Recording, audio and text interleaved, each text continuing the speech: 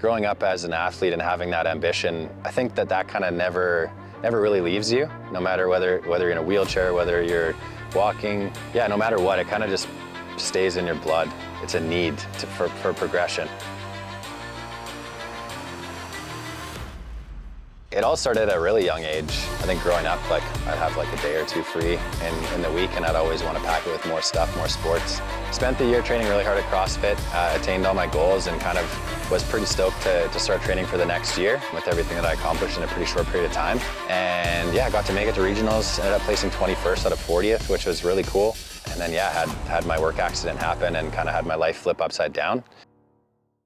I had 12,000 pounds of plywood and lumber fall on top of me, and I had seven broken ribs, 2 punctures in one of my lungs, both my lungs collapsed, bruised heart, and then 2 broken vertebrae, one of them dislocated. Where I broke was L1 and T12, and at that point is where I kind of folded in half. I'm just like spitting up blood, and yeah, just kind of like, is this it? Am I gonna keep living?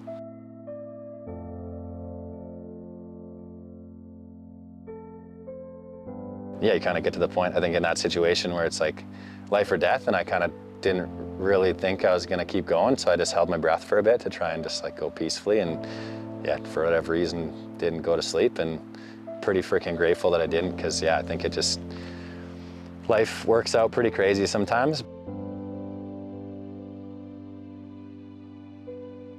It took me a long time, I think, after my accident, growing up with so many sports in my life and having that community and just that environment to be around all the time. Yeah, I really battled not having that in a wheelchair. You kind of get stripped of that pretty quickly when you don't have the use of your legs, of course.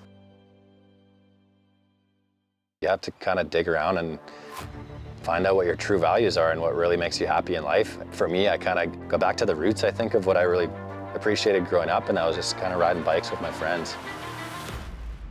When you're aware that you're not, living to your full potential and expressing yourself to what you fully feel like you can, then in my opinion, it sounds kind of weird, but like, what's the point in being here if you're not going to be pushing yourself and what your capabilities are in life? Nothing's ever possible until you do it. That need for progression and that thirst for new feelings and that adrenaline, I think, will never leave. I will always starve for that feeling, for sure.